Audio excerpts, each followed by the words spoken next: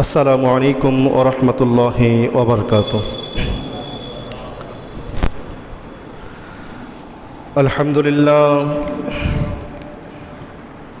আলহামদুলিল্লাহ নাহমাদুহু ওয়া নাস্তাঈনুহু ওয়া নাস্তাগফিরুহু ওয়া নাউযু বিল্লাহি মিন শুরুরি আনফুসিনা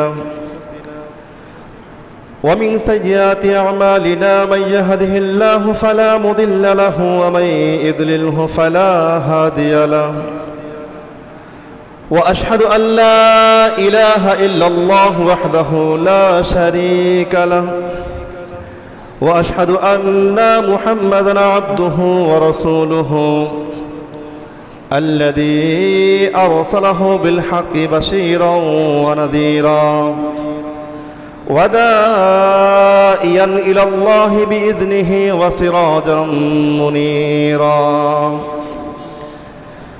أما بعد فإن خير الحديث كتاب الله وخير الهدي هدي محمد صلى الله عليه وسلم وشر الأمور محدثاتها وكل محدثة بدعة وكل بدعة ضلالة وكل ضلالة في النار.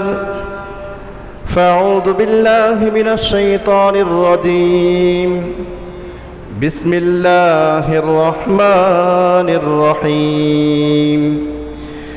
يا أيها الناس اتقوا ربكم الذي خلقكم من نفس واحدة وخلق منها زوجها وبث منهما رجالا كثيرا ونساء واتقوا الله الذي تساءلون به والأرحام إن الله كان عليكم رقيبا.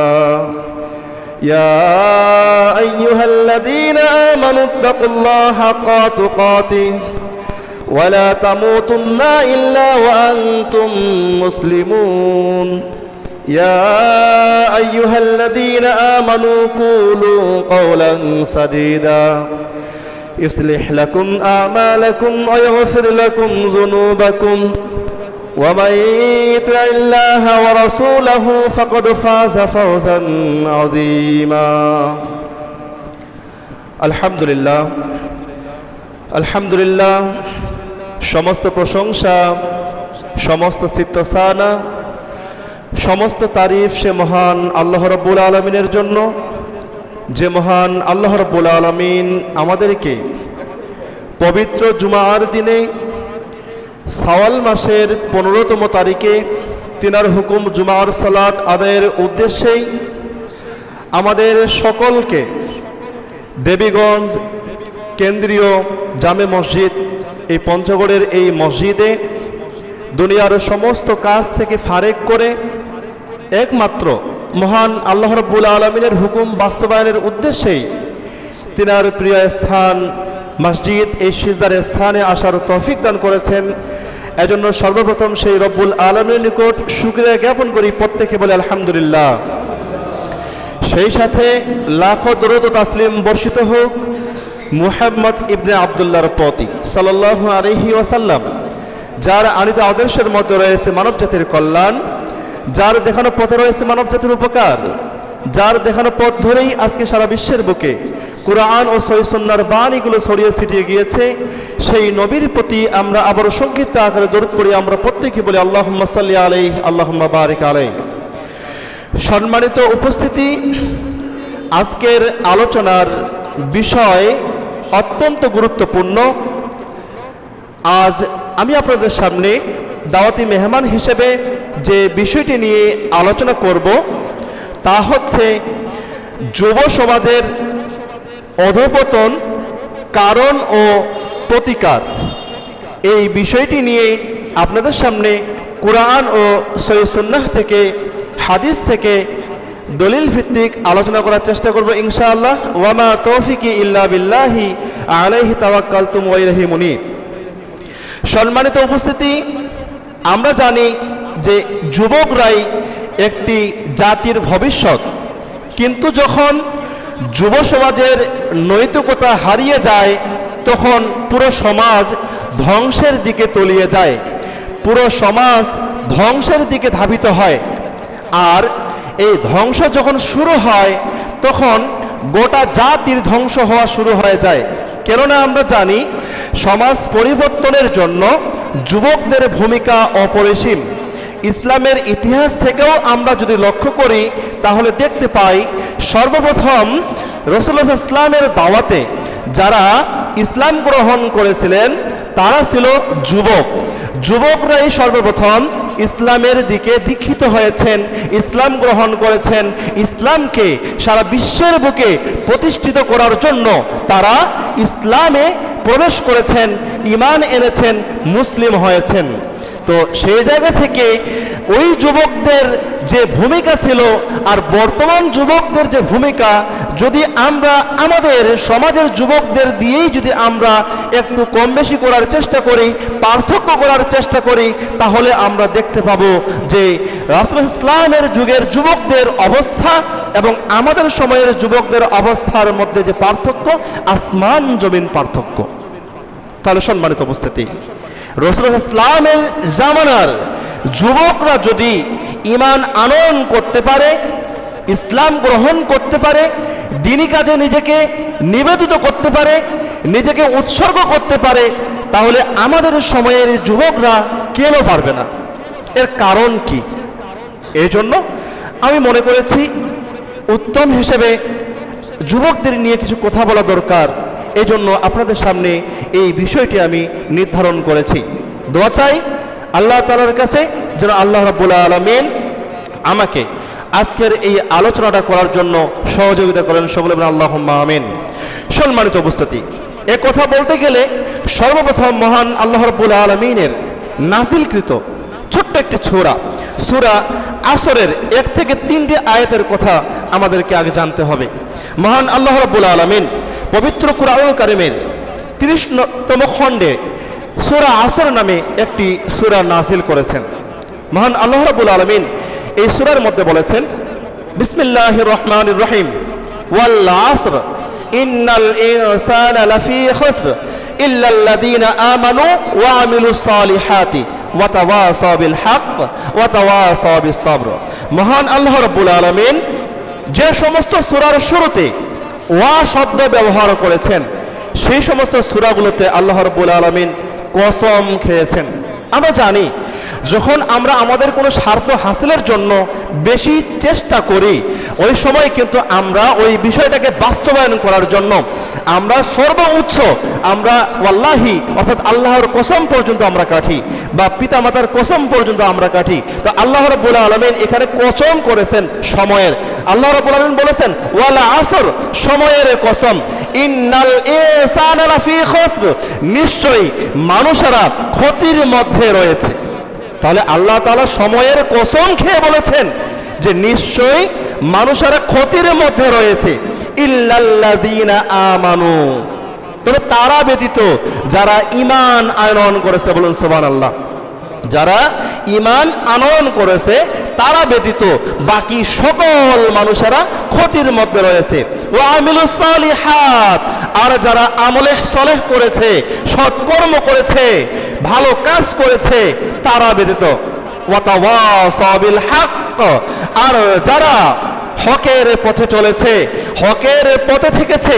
ওয়া তাওয়াসাউ বিস সবর, আর হকের পথে চলতে গিয়ে যখন বাধা চলে আসে ওই সময়ে যারা সবর করেছে, ধৈর্য ধারণ করেছে। সম্মানিত উপস্থিতি, এই সূরা থেকে আমরা সর্বপ্রথম যে বিষয়টি জানতে পারলাম সেটি হলো নিশ্চয় আমরা সকল মানুষেরা ক্ষতির মধ্যে রয়েছি। এটা আমাদের মেনে নিতে হবে। আপনি আমি যতই বড় ধনাঢ্য ব্যক্তি হই না কেন, আপনার আমার যতই বাড়ি গাড়ি থাক না কেন, আপনার আমার যতই সুন্দর নারী থাক না কেন, স্ত্রী থাক না কেন, কোনো লাভ নেই, এরপরেও আমরা ক্ষতির মধ্যে রয়েছি। আমরা ইতিহাস থেকে শুনেছিলাম যে সাজ্জাদ সে বেহেশত নির্মাণ করেছিল। সে এমন বেহেশত নির্মাণ করেছে যে বেহেশত নাকি আল্লাহ রাব্বুল আলামিনের বেহেশতের চেয়েও নাকি সুন্দর, নাউজুবিল্লাহ। যখন সে বেহেশত তৈরি করলো, বেহেশতের মধ্যে আল্লাহ তাআলা যে জান্নাত, যে বেহেশত তৈরি করেছেন, সেই বেহেশতের মধ্যে আল্লাহ তাআলা যে নাজ নিয়ামতগুলো রেখেছেন সেগুলোর কথা শুনে সে দুনিয়াতেও সেগুলো তৈরি করলেন। এবং নির্মাণ যখন শেষ হয়ে গেল তখন সবাইকে ঘোষণা দিলেন, আসো তোমরা আমার এই বেহেশত তৈরি করা বেহেশতের মধ্যে তোমরা প্রবেশ করো। তো সবাই যখন প্রবেশ করলো, আল্লাহ রাব্বুল আলামিন সহ্য করেননি, আল্লাহ রাব্বুল আলামিন ধ্বংস করে দিয়েছেন, বলুন সুবহানাল্লাহ। তাহলে সাজ্জাদ এবং তার সহকারী এবং তার যত সহচর ছিল সকলকে ওই জান্নাত, তার তৈরি করা জান্নাত, নিজস্ব তৈরি করা জান্নাতে ওইটা সকলকে ধ্বংস করে দিল। এখন কথা হচ্ছে, সে তো সুখের জন্য, সে তো বেহেশত তৈরি করেছিল, সে কি সুখী হয়েছে? না, সুখী হয়নি। অর্থাৎ সে ক্ষতির মধ্যে ছিল, সে ক্ষতির মধ্যে নিমজ্জিত হয়েছে এবং সে ধ্বংস হয়ে গেছে। এরকম ইতিহাসে অনেকগুলো উপমা দৃষ্টান্ত রয়েছে যা কুরআন এবং সহিহ সুন্নাহ সহিহ হাদিসের মধ্যে গবেষণা করলেই আমরা দেখতে পাই ইনশাআল্লাহ। এই জন্য সম্মানিত উপস্থিতি, মনে রাখতে হবে, আমরা মানুষেরা যতই বলি আলহামদুলিল্লাহ, এরপরেও আমরা কোনো না কোনো ক্ষতির মধ্যে রয়েছি। সাধারণভাবে যদি উদাহরণ দেই তাহলে বলবো, আমাদের এই যে হাত, এই হাতের 5টা আঙ্গুল রয়েছে, এই 5টা আঙ্গুল যেভাবে সমান নয়, ঠিক তদ্রূপভাবে আমরা সব সময় সর্বহালতে আমাদের ইমানটাকেও আমরা সমানভাবে 100% রাখতে পারবো না। আমাদের ইমান কখনো কমে, কখনো বাড়ে, কখনো কমে, কখনো বাড়ে। এই ইমানকে তরতাজা করতে হয়, তারপরে 100% হয়। আমরা যে সেলফোন ব্যবহার করি, এই সেলফোনটা আপনার এক চার্জে হয়তোবা সারাদিন চলে, কারো 12 ঘন্টা চলে, কারো 6 ঘন্টা চলে, এরপরে আবার চার্জ দিতে হয়। ঠিক তদ্রূপভাবে যেই সমস্ত মানুষেরা আমরা ক্ষতির মধ্যে থাকি, এই সমস্ত মানুষদেরকে দিনী জ্ঞান অর্জনের মাধ্যমে, দিনী পরিবেশ তৈরি করার মাধ্যমে, দিনী তৃষ্ণা পূরণ করার মাধ্যমে তাদেরকে চার্জ দিতে হয়। তারপরে তাদের ইমানটা বৃদ্ধি পায়, তখন তারা ক্ষতি থেকে মুক্ত থাকে। এজন্য মনে রাখতে হবে, আমরা প্রত্যেক ব্যক্তি, ছোট হোক বড় হোক, নারী হোক পুরুষ হোক, আমরা সবাই ক্ষতির মধ্যে রয়েছে। তবে তারাই ক্ষতি থেকে বেঁচে রয়েছে যারা ঈমান আনয়ন করেছে এবং সৎ কর্ম করেছে এবং যারা ধৈর্য ধারণ করেছে, সবর করেছে এবং সত্যের পথে থেকেছে। এই সমস্ত ব্যক্তিরাই মূলত ক্ষতি থেকে দূরে রয়েছে, বলুন সুবহানাল্লাহ। এই জন্য সম্মানিত উপস্থিতি, আমরা জানি যখনই আমরা ঈমান আনয়ন করব, সাথে সাথেই কিন্তু আমাদের ঈমানটা বৃদ্ধি পাবে। আর ঈমান আনার মাধ্যমে ঈমান বৃদ্ধি যখন হয়ে যায়, তখন শয়তান যতই ওয়াসওয়াসা দিক, কোনো প্রকার অশ্লীলতার মধ্যে আর আমাকে নিমজ্জিত করতে পারে না, কোনো প্রকার খারাপের মধ্যে আমাকে নিয়ে যেতে পারে না, কোনো প্রকার গর্হিত খারাপ কাজের মধ্যে আমাকে শয়তান ডুবাই দিতে পারে না। যদি ঈমান থাকে, ঈমান কমে যাবে, সমস্ত কাজ সহজ হয়ে যাবে। ঈমান বৃদ্ধি পাবে, সমস্ত পাপাচার কাজ দূরে চলে যাবে। একটা যুবকের যদি ঈমান তরজাদা হয়, সেই রাসূল ইসলামের যুগের যুবকদের মতো, তাহলে বলুন তো বর্তমান সময়ের যুবকদের মধ্যে কোনো প্রকার অধঃপতন কি আমরা লক্ষ্য করতে পারবো? লক্ষ্য করতে পারবো না। ঈমান যত বেশি মজবুত হবে, যুবকদের চেতনা তত বেশি মজবুত হবে। আমাদের সমাজের মধ্যে আনাচে কানাচে, পরিবারের বাইরে, গ্রামে গঞ্জে, মোড়ে অনেক যুবক দেখতে পাই। মনে করেন 100 জন যুবক রয়েছে, এই 100 জন যুবকদের মধ্যে আমরা লক্ষ্য করে দেখতে পাই 10 জন যুবক ভালো। আর যেই যুবকটাকে আমরা ভালো যুবক বলে আখ্যায়িত করি, ওই যুবকের মধ্যে দেখবেন ইল্লাল্লাযীনা আমানু, তারা আল্লাহ তাআলার প্রতি ঈমান এনেছে, ওয়া আমিলুস সলিহাত, আমলে সলেহ করেছে, ওয়া তাওয়াসাউ বিল হক, সত্যের পথে চলেছে, মানে নামাজ পড়ে, রোজা রাখে, হজ করে, কারো গালমন্দ করে না, কারো বিষয় গীবত করে না, কারো বিষয় খারাপ কিছু কুচ্ছা রটায় না, ওয়া তাওয়াসাউ বিস সবর, এবং বিপদে পড়লে ধৈর্য ধারণ করে। একটু চোখ বন্ধ করে আমাদের পরিবেশের এরকম যুবকদের বিষয়ে একটু চিন্তা ভাবনা করুন, লক্ষ্য করবেন যারা ভালো, যাদেরকে আমরা ভালো বলি, তাদের মধ্যে এই গুণগুলো রয়েছে। সম্মানিত উপস্থিতি, আমরা জানি রাসূল ইসলামের শাফায়াত ছাড়া আমরা কোনো ব্যক্তি জান্নাত যেতে পারবো না, তিনার সুপারিশ লাগবে। তিনি সুপারিশ কখন করবেন? যখন আমরা তিনার পরিপূর্ণরূপে উম্মত হিসেবে নিজেদেরকে তৈরি করতে পারবো, যখন তিনার সুন্নাহ আমাদের শরীরের মধ্যে থাকবে, আমাদের কাজে কর্মের মধ্যে থাকবে, আমাদের আমলের মধ্যে থাকবে, তখনই কিন্তু তিনি সুপারিশ করবেন, তার আগে তিনি সুপারিশ করবেন না। এখন কথা হচ্ছে যে রাসূল ইসলামের সুন্নাহ যে সমস্ত যুবকরা ধারণ করেছে তারাই মূলত সঠিক পথে রয়েছে, ভালোর পথে রয়েছে, তাদেরকে আমরা ভালো বলি, তাদেরকেই কন্যা দিতে চাই, তাদেরকে নিজের নাতি পুতি যারা আছে তাদেরকে আমরা কন্যা দিতে চাই, মানে তাদের সাথে বিয়ে দিতে চাই। কেননা নিঃসন্দেহে বলি যে ওই যুবকটা ভালো, সে নেশা করে না, সে কোনো প্রকার বাজে আড্ডায় যায় না, সে কোনো প্রকার তামাক গ্রহণ করে না, বিড়ি সিগারেট খায় না, ফেন্সিডিল ইয়াবা খায় না, তাকে মেয়েটা দেওয়া যেতে পারে, কোনো সমস্যা নেই, কেননা সে নামাজি। সম্মানিত উপস্থিতি, লক্ষ্য রাখুন এই সমস্ত যুবকরা যখন সমাজে চলাফেরা করবে তাদের দেখে আরো 10 জন যুবক তৈরি হবে। কিন্তু যদি এই সমাজের মধ্যে এরকম যুবক না থাকে তাহলে যুবক তৈরি হবে কিভাবে? এটা আমার প্রশ্ন। যুবক তৈরি হবে কিভাবে?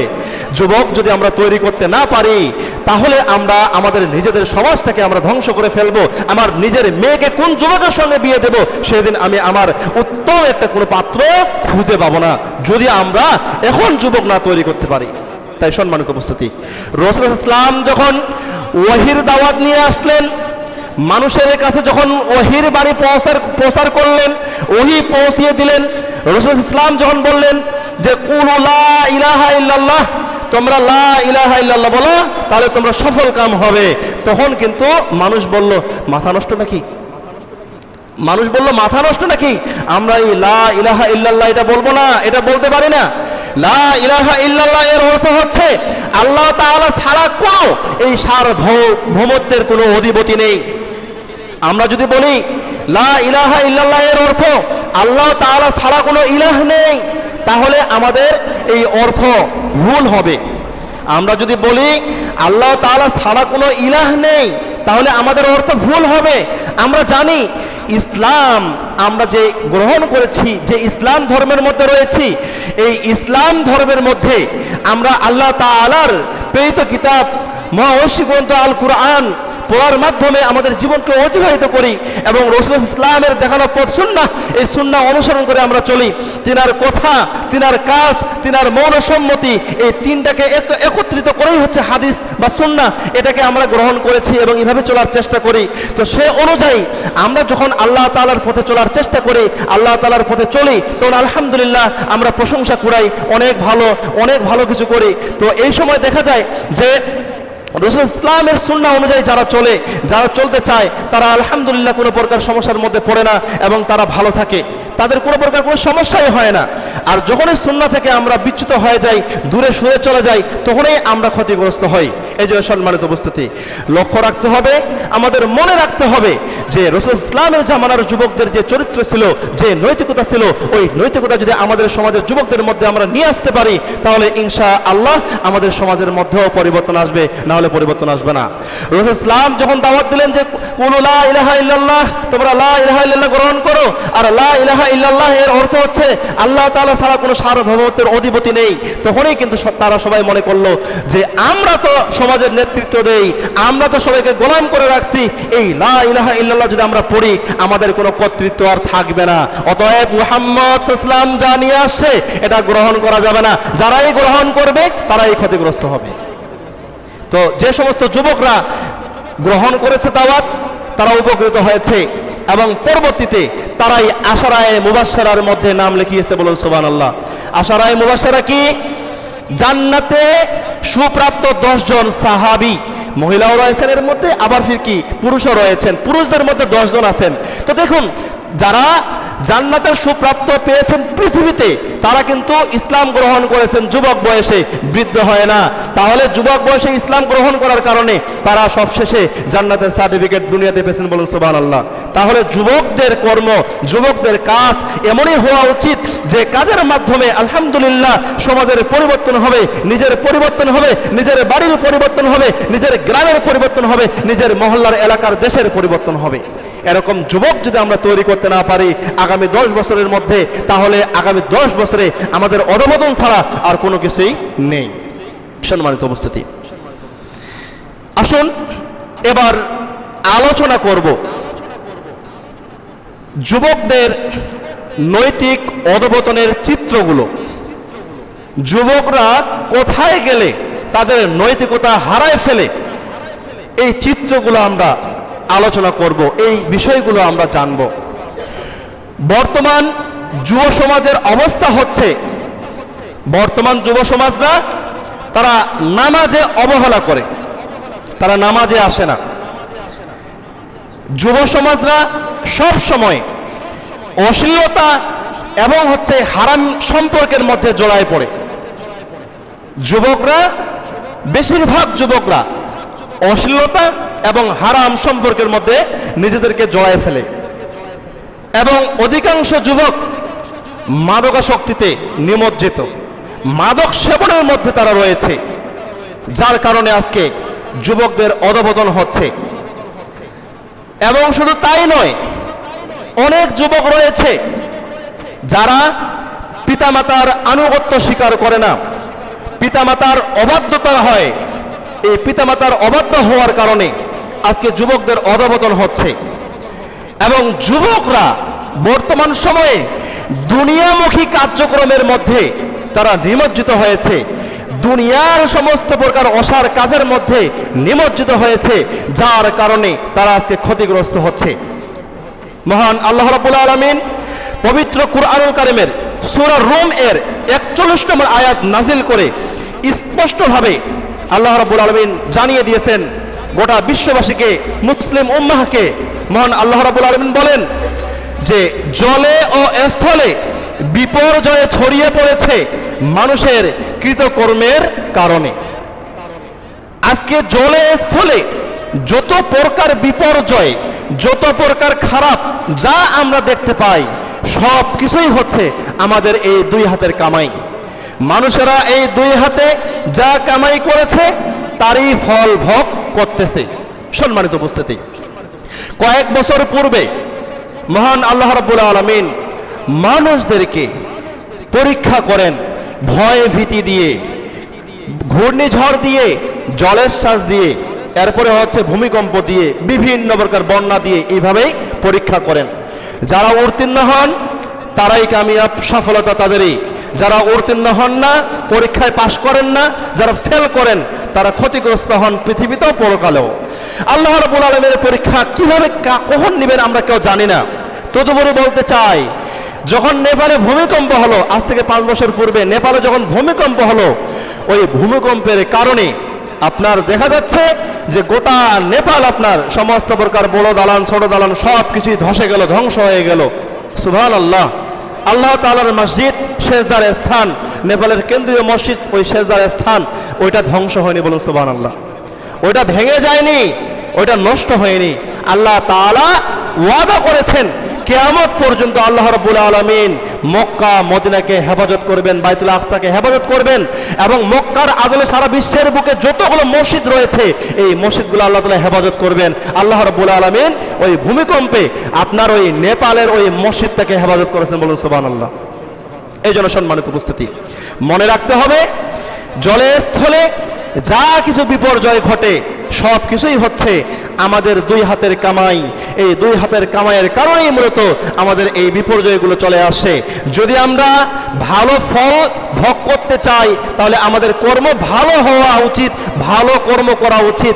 ভালো কর্ম করলে ভালো ফল পাওয়া যাবে, খাবারটাও ভালো হবে। আর যদি খারাপ ফল হয়, খারাপ কর্ম হয়, ফলটাও খারাপ হবে এবং সেটা ভক্ষণ করা সম্ভব নয়।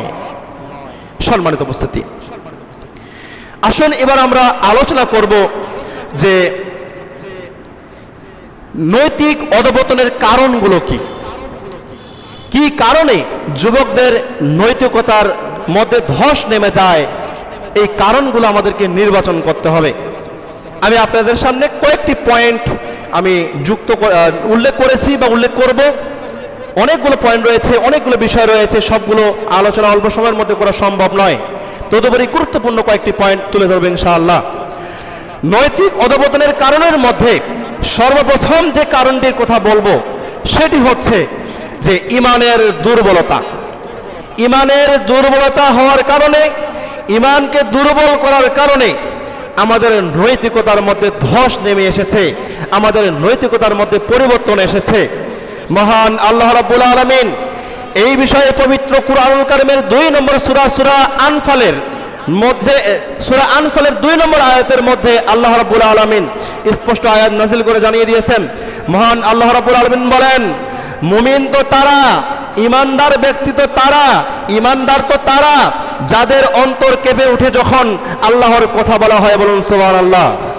মুমিন ওই সমস্ত ব্যক্তি, তাদেরকেই আমরা মুমিন হিসাবে আখ্যায়িত করব, তাদেরকেই আমরা মুমিন হিসাবে বিবেচিত করব যখন তাদের সামনে আল্লাহ তাআলার কথা বলা হয়। আর আল্লাহর কথা শোনার পরে, আল্লাহর কথা তাদের কর্ণে পৌঁছার পরে তাদের অন্তরটা কেঁপে উঠে আল্লাহর শাস্তির ভয়ে, তাদের অন্তরটা কেঁপে উঠে আল্লাহর বিভিন্ন প্রকার আযাবের ভয়ে। এই জন্য সম্মানিত উপস্থিতি, যে সমস্ত অন্তরের মধ্যে আল্লাহ তাআলা সিল মোহর মেরে দিয়েছেন, আল্লাহ তাআলা যাদের অন্তরের মধ্যে, কলবের মধ্যে সিল মেরে দিয়েছেন, এদের সামনে যতই আযাবের কথা বলেন, শাস্তির কথা বলেন, পরকালের কঠিন শাস্তির কথা বলেন, কঠিন বিপদের কথা বলেন, এরপরও তাদের হৃদয়ে কেঁপে উঠবে না। কেননা তারা কুফরি করতে করতে, অস্বীকার করতে করতে এতই দূরে চলে গেছে যে সেখান থেকে ফিরে আসা আর সম্ভব না। ওয়ামান ইয়াকফুর বিল্লাহি ওয়া মালাইকাতিহি ওয়া কুতুবিহি ওয়া রাসূলিহি ওয়াল ইয়াউমিল আখির ফাকাদ দাল্লা দালালাম বাঈদা। তারা এতই দূরে পৌঁছে গেছে কুফরি করতে করতে, অস্বীকার করতে করতে, সেখান থেকে ফিরে আসা তাদের আর সম্ভব না। যার কারণে যারা একবারে কুফরিতে নিমজ্জিত হয়ে যায়, যাদের সিলমোহর অন্তরের মধ্যে পড়ে যায়, এদের মধ্যে আল্লাহর ভয় আর তৈরি হয় না। তবে হ্যাঁ, মনে রাখতে হবে, সিলমোহর পড়ে গেছে এর মানে কি পরিবর্তন হবে না? হে যুবক, তুমি কি পরিবর্তন হবে না? অবশ্যই হতে হবে। আমরা জানি আল্লাহ রাব্বুল আলামিনের অর্ডার, আদেশ, হুকুম যা আমাদেরকে পালন করতে হয়, ঠিক সেভাবে একটা হুকুম হচ্ছে কুরবানি। আমরা কুরবানি করি, কুরবানির পশু জবাই করার জন্য আমরা ছুরি ক্রয় করি, বড় চাকু ক্রয় করি, বছরে একটা দিনে কাজে লাগাই, 11 মাস বসে থাকে, ঠিক একটি মাসে কুরবানির সময় জিলহজ্জে এসে সেটা জবাই করা হয়। আমাদের মধ্যে এমন কোন ব্যক্তি কি আছে যে 11 মাস ধরে বসে থাকা জং ধরা যে ছুরিটা রয়েছে, এই ছুরিটা কুরবানির দিনে বের করে সঙ্গে সঙ্গে জবাই করি? এরকম কোনো ব্যক্তি নেই। আমরা কি করি? ওই ছুরিটাকে সুন্দর করে শান দেই, ধার দেই, চোখ বানাই, এরপরে ওই ছুরি দিয়ে পশু জবাই করি। ঠিক তদ্রূপভাবে হে যুবক, তোমার কলবের মধ্যে মরিচা পড়ে গেছে, তুমি অনেক দূরে চলে গেছো, এর মানে এই কি তুমি কি তোমার মরিচা দূর করবে না? অবশ্যই তোমার মরিচা দূর করতে হবে। যদি তোমার মরিচা দূর করতে চাও, তাহলে তোমার ঈমানকে আগে মজবুত করতে হবে। আর ঈমানকে মজবুত করতে গেলে তোমাকে সর্বপ্রথম মসজিদে আসতে হবে, 5 ওয়াক্ত সালাত নিয়মিত আদায় করতে হবে। আর এই বিষয়টি লক্ষ্য রাখবেন পিতামাতা। পিতামাতা লক্ষ্য এই জন্য রাখবেন, যেহেতু বাচ্চারা যদি নামাজ না পড়ে 10 বছর বয়সে, ওই সময় রাসূলুল্লাহ সাল্লাল্লাহু আলাইহি ওয়াসাল্লাম বলেছেন, প্রয়োজন হলে তাদেরকে বেত দাও, তাদেরকে প্রহার করো, আদবের লাঠি ধরে রাখো। আমরা তো পিতামাতারা এটা সহজে করি না। আমার বাচ্চা ঘুমাচ্ছে, নামাজে উঠে না, আসে না, আমি প্রহার করি না, বলি বাবা কষ্ট করার দরকার নাই, খুব ঠান্ডা, এখন উজু করলে তোমার কষ্ট হতে পারে, দরকার নাই, আমি মসজিদে যাচ্ছি, তুমি ঘুমাও, তুমি কালকে নামাজ পড়িও। এই বিষয় যেন না হয়। কেননা ঈমান যেই জায়গায় দুর্বল হয়, এই জায়গাগুলোকে ফাইন্ড আউট করে আমাদেরকে খুঁজে নিয়ে আমাদেরকে ওই জায়গায় আমাদের কাজ করতে হবে, ওই জায়গায় শান দিতে হবে, ধার দিতে হবে, তাহলে যুবকরা আর অধঃপতনের দিকে যাবে না। এই জন্য যুবকদের ঈমান মজবুত করতে গেলে সর্বপ্রথম মসজিদমুখী হতে হবে। আলহামদুলিল্লাহ, মিডিয়ার কল্যাণের মাধ্যমে আমরা দেখতে পাই অনেক এলাকায় মসজিদ কমিটি কি করে, সবাই একটা ফান্ড কালেক্ট করে 40টা সাইকেল ক্রয় করে এবং বলে যে 40 জন ছেলে, যে 40 জন যুবক, তোমরা 5 ওয়াক্ত সালাত তাকবীরে উলা সহিত জামাতে মসজিদে এসে আদায় করবে, তোমাদেরকে পুরস্কৃত করা হবে। দিন শেষে দেখা যায় যে 40 জনের ভিতরে 30 জন করেছে, সবাইকে ডেকে সুন্দর করে 30 জনকে সাইকেল দেওয়া হয়েছে। মিডিয়া দেখেননি আপনারা? অনেকেই হয়তো বা দেখছেন, নাহলে সার্চ দিবেন, পেয়ে যাবেন। তাহলে মূলত বিষয় হচ্ছে উৎসাহ প্রদান করতে হবে যুবকদেরকে। মসজিদ কমিটি থেকে শুরু করে, বাড়ির কর্তা থেকে শুরু করে, সমাজের সমস্ত প্রকার মানুষ যদি যুবকদের সহযোগিতা করে, তাহলে যুবকদের মধ্যে পরিবর্তন আসবে, তার আগে পরিবর্তন আসবে না। দ্বিতীয়ত হচ্ছে অশ্লীলতা এবং মিডিয়ার প্রভাব। এই অশ্লীলতা এবং মিডিয়ার প্রভাবের কারণে আজকে যুবকরা ধ্বংস হচ্ছে, তাদের অধঃপতন হচ্ছে, তাদের ক্ষতি হচ্ছে। আজকে অশ্লীলতা ছড়াই গেছে মোবাইল ফোনের মাধ্যমে, আর সেটাকে সহজ করে দেওয়া হয়েছে ইন্টারনেট। আর এই ইন্টারনেট এমন একটা বেড়াজাল যেটা আমাদেরকে বড় করে ঘিরে নিয়েছে, এখান থেকে বের হওয়া আমাদের সম্ভব নয়। সম্মানিত উপস্থিতি, মনে করায় দিতে চাই, অনেক বছর পরে 24 জুলাই গণঅভ্যুত্থানের যে সময় আন্দোলন চলতেছিল, যেই সময় প্রায় 10 থেকে 15 দিন নেট বন্ধ ছিল, ওয়াল্লাহি আল্লাহর কসম খেয়ে বলতেছি, আমি প্রতিদিন এশারের পরে নামাজ পড়ে আমি ঘুমাইতে পারছি, আমি মোবাইলটাও হাতে নেইনি, কেননা আমার তো নেট নাই। আমি তো একটু খবর দেখতে পারি না বা আমি কোনো কিছু ঢুকতে পারি না, তো দরকার কি? তখন আমি নিজেও ঘুমায় গিয়েছি।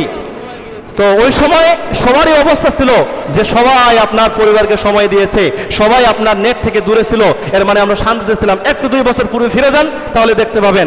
কিন্তু আবার যখন নেট চলে আসলো, আমরা আবার আগের জায়গায় ফিরে গেলাম। তাহলে মূলত বিষয় হচ্ছে, আমি বলতেছি না যে নেট ব্যবহার করবো না, অবশ্যই ভালো কাজে প্রত্যেকটা জিনিসে আমরা ব্যবহার করব, কিন্তু অধিকাংশ যুবকরা আজকে এই সোশ্যাল মিডিয়ার এই প্রভাবের কারণে, এই মোবাইলের কারণে, নেটের কারণে আজকে অশ্লীলতার মধ্যে ঢুকে গেছে। এখান থেকে তাদের বের হওয়া সম্ভব না। এই মোবাইল, ফেসবুক, ইউটিউব এবং টিকটক, এগুলো নিয়ে ভরপুর হয়ে গেছে। আজকে যুবকরা মসজিদে আসে না, নামাজ পড়ে না, অথচ টিকটক করতেছে। এই জন্য অবশ্যই অশ্লীলতা থেকে দূরে থাকতে হবে এবং অনলাইন থেকে, ইন্টারনেট থেকে যতটুকু দরকার ততটুকু ব্যবহার করে দূরে থাকতে হবে, তাহলে সম্ভব, তার আগে সম্ভব না। কেননা মহান আল্লাহ রাব্বুল আলামিন সূরা ইসরার 36 নম্বর আয়াত নাজিল করে স্পষ্টভাবে জানিয়ে দিয়েছেন। মহান আল্লাহ তাআলা বলেন যে কান, চোখ এবং অন্তর এ সবের বিষয়ে মহান আল্লাহ রাব্বুল আলামিন জিজ্ঞাসা করবেন। আমাদের চোখ কি দেখেছে, কান কি শুনেছে এবং অন্তর কি কল্পনা করেছে, এই বিষয়ে আল্লাহ তাআলা জিজ্ঞাসা করবেন। আর আমরা জানি আল্লাহ তাআলা যদি ওই সময় জিজ্ঞাসা করেন যে তুমি কি করেছো, আমাকে বলতেই হবে যে আমি অশ্লীল ছবি দেখেছিলাম চোখ দিয়ে। আল্লাহ তাআলা যদি বলে তুমি কি করেছো, তখন বলতেই হবে যে রাস্তা দিয়ে হেঁটে যাচ্ছিলাম, একজন বেপর্দা, একজন যুবতী, একজন নারী যাচ্ছিল, আমি চোখ দিয়ে ডাড়া করে দেখতেছিলাম। এরপরে আল্লাহ যখন বলবে তুমি তোমার অন্তর দিয়ে তুমি কি ভাবছিলে, তখন আমি ভাবছিলাম যে এই মেয়েটাকে কিভাবে আমি ভোগ করতে পারি বা কিভাবে আমি আমার নিজের চাহিদা পূরণ করতে পারি। আল্লাহ তাআলা আমাদের হেফাজত করুক। এই জন্য সম্মানিত উপস্থিতি, এই অশ্লীলতাগুলো তৈরি হয় অনলাইনের মাধ্যমে বর্তমান সময়ে। এই জন্য যুবক, তোমাদের সকলকে এই সমস্ত কাজ থেকে বিরত থাকতে হবে, আল্লাহকে ভয় করতে হবে। কেননা চোখ সাক্ষী দেবে, অন্তর সাক্ষী দিবে, কর্ণ সাক্ষী দিবে। অতএব কোনো প্রকার কোনো খারাপ শোনা যাবে না, খারাপ দেখা যাবে না, খারাপ কোনো প্রকার কল্পনা করা যাবে না।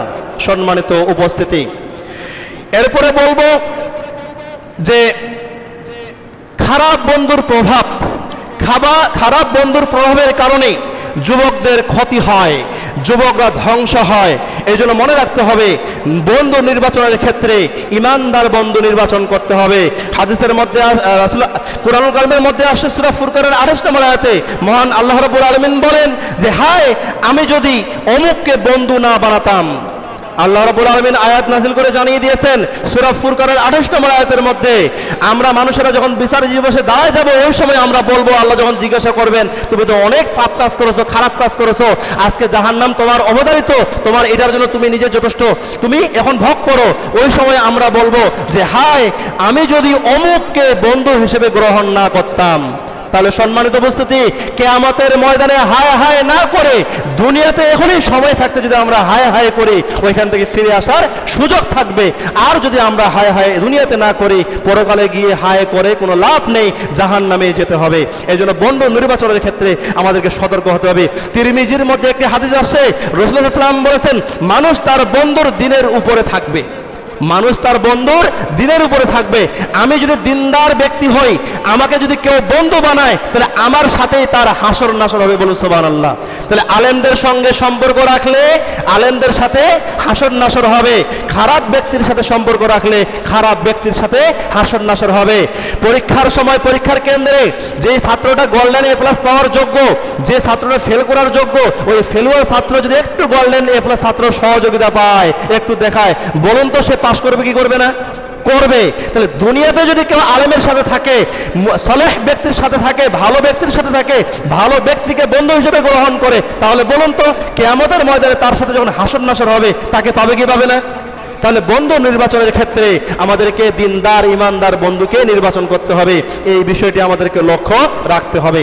সম্মানিত উপস্থিতি, এরপরে আমি বলবো যে পিতামাতার প্রতি অবহেলা করা, আমি সংক্ষিপ্ত করতেছি, পিতামাতার প্রতি অবহেলা করা। হে যুবক, তুমি আজ তোমার পিতামাতাকে অবহেলা করতেছো, তুমি তোমার পিতার আদেশ মানতেছো না, পিতার কথা শুনতেছো না।